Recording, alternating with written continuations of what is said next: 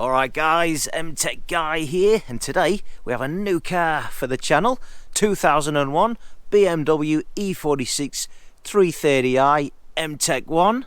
I was in a bit of a tricky position at the moment where I had to sell the little 1 Series. That was a great little car while I owned it, but unfortunately that's had to go, and in the interim I've had to buy myself a cheap daily driver. Now, I've been looking at several different vehicles. I actually really wanted an E39 because I hadn't owned one before. I was open to the option of another E46. I've owned a couple in the past, but this one came along. It was such nice condition that I had to have it. So I'd had the 1 Series up for sale for quite some time, and at the same time I was keeping an eye out for a cheaper BMW to buy as a cheap daily driver, and everything I looked at was either way overpriced or was in such a state it would just want so much money spending on it.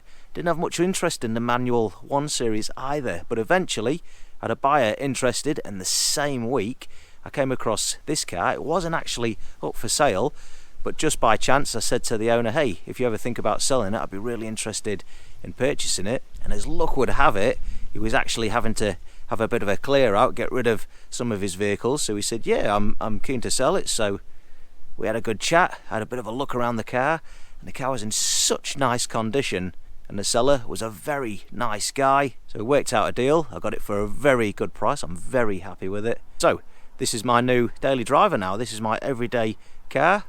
2001, was it 23 years old now? And moving forward, the purpose of this car on the channel is that I'm going to show you guys how to run, own, maintain a BMW on a budget. Now, don't get me wrong, that doesn't mean that we're going to cut corners. We're going to go through the maintenance items and any repairs that it might need by spending as little money as possible. And I'm going to show you guys that you don't need to earn heaps or spend heaps to own a BMW.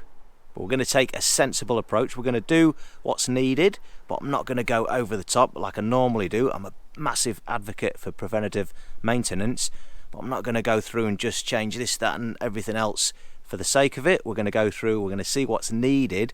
We are maybe going to do a few preventative maintenance items that are absolutely critical, but we're not going to go nuts with this one. We're just going to take a sensible approach, and we're not going to cut corners either. We're going to do it properly, but we're going to do it without spending a fortune. And I know there's a lot of you guys out there struggling right now, and if you're a car enthusiast like myself, a huge fan of the BMW brand, you'll be able to follow this series and just get an idea of how to go about running and maintaining one on a budget.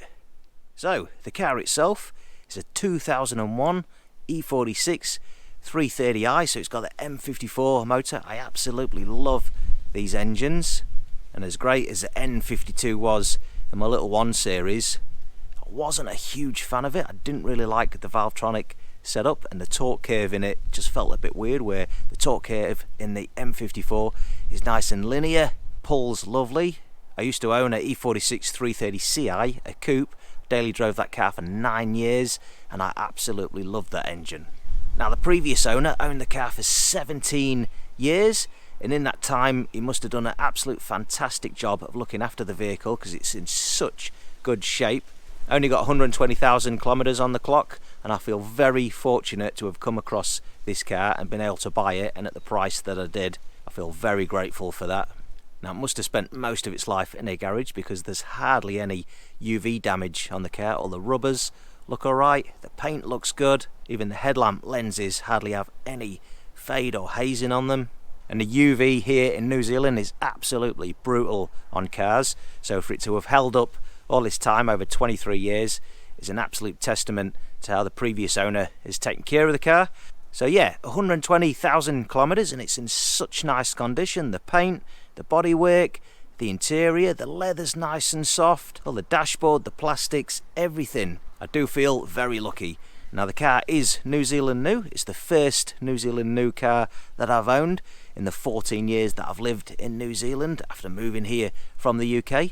Every other car that I've owned here has been a Japanese import. So New Zealand new, it would have been built for this market in Germany, sent over here, and then sold by a BMW dealer here in New Zealand, brand new. So there are a few little minor differences here and there in comparison to a Japanese import. One of the most notable ones is the larger Euro style plate apertures, and in New Zealand you can either get a Kiwi size number plate or you can actually have it fitted with what they call Euro style plates. That's the wider style plates. They're more or less the same size as what we'd see in the UK there, and as they're a fair bit wider than just a regular Kiwi plate, they've usually got a little picture either side of the number there.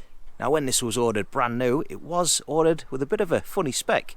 It's got some cool items, but then it is lacking in some other areas. So it has halogen headlamps, not xenons, but that suits me because if I have a headlight bulb that goes out, I haven't got to find $300 for a new one. Them halogen bulbs are cheap, so for the purpose that we're running this car for, on a budget, that suits me down to the ground. Now it does have cruise control, it has the rear parking sensors, it doesn't have heated seats, and it doesn't have power fold mirrors, but it does have a sunroof.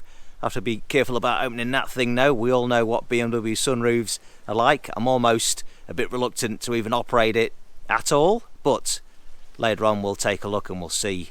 It does have the 60/40 folding rear seats for a bit of extra cargo room in the back, and it does have the pass-through ski condom there, so if we are chucking skis or snowboards in the back there, it's not going to impregnate them rear leather seats. Not sure if I could fit a snowboard in there, but anyhow. And if we take a look in the boot here, under the boot floor, we can see we've got the 5th alloy wheel, genuine BMW style 68, and 2 days after I'd purchased the car, the previous owner popped into where I worked to see me, and he dropped off the BMW cargo net for the boot, so that was a nice little extra. So condition wise, it's in fantastic condition for its age, 23 years old now. Now the only detractors I could find when I first looked at the vehicle was both front tyres were wearing on the outside edges quite heavily, so since I bought the car I've got 2 brand new tyres on the front there, also got a wheel alignment just to make sure everything's all set up correctly. Now it does drive absolutely beautifully, the engine's nice and smooth, the gearbox is nice and smooth, the suspension still feels nice and tight. Absolutely fantastic. It's been well looked after. Now the only other detractors that I could see was the sunroof blind will only open about 4 inches, and the headliner unfortunately is starting to let go. It is getting a bit baggy, especially in the rear there. So unfortunately, if I've got any adult rear passengers in the rear seat there, they're going to be getting teabagged in the top of the head. So that's something we'll take a look at fixing along the way. Now just before I bought it, the owner had the belts, pulleys and tensioners replaced. It's had a rear window regulator done about a year ago, the washer pump's been replaced, and one of the rear light sockets was also fixed up. So that's what it's had done in the last year, but he has had it well maintained over the 17 years that he's owned it. Now the car also came with front and rear mud flaps, and I'm not sure how I feel about these. They are the factory ones, and I imagine they probably optioned them just as they bought the car, but I guess it's saved the paint over the last 23 years, front and rear. So as it's looking original to the vehicle, I'm tempted just to leave it, to be honest. Still has the original locking wheel bolt plastic covers there. In my M5 doesn't have them. And it also has this little hemorrhoid sticking out the back there, but for an aftermarket tow bar, they've made a pretty good job of it, so hey, you never know, it might come in handy. I'm not a massive fan of having tow bars on my vehicles, but in this case, cheap daily driver, hey, I think we'll leave it be for now. So it's a 2001, and both my other E46s that I owned were both 2001s also. Now this one differs slightly because it's an M-Tech 1, the coupe I had was an M-Tech 2, so the body kit's slightly different. This would have originally been optioned with no rear spoiler. Comes with a skinnier steering wheel than the M-Tech 2, and funnily enough this one was ordered with the badge delete, so it didn't have the 330 badge on the rear, but it does have a little M badge. Now it does look like your typical eBay effort, but when these were sold brand new in New Zealand, it wasn't unusual for them to be ordered with a badge delete, and the dealer would organise for an M badge to be stuck on the rear. Personally, I don't like it. I think I'm going to have to get rid of it, and what I might do is get a proper 330i badge, get that stuck on there, but who knows, we'll see how we go. And it comes in the most early 2000s colour on planet Earth, which is silver. I'm not a huge fan of any other colour rather than black. I do like my black BMWs, but to be honest with you, I have found that this silver contrasts really nice with that really glossy shadowline trim that's on the M-Tech 1. And of course silver's easy to keep clean also. And I think that in mind, one of the first things I'll do is go through the car and give it a good clean up.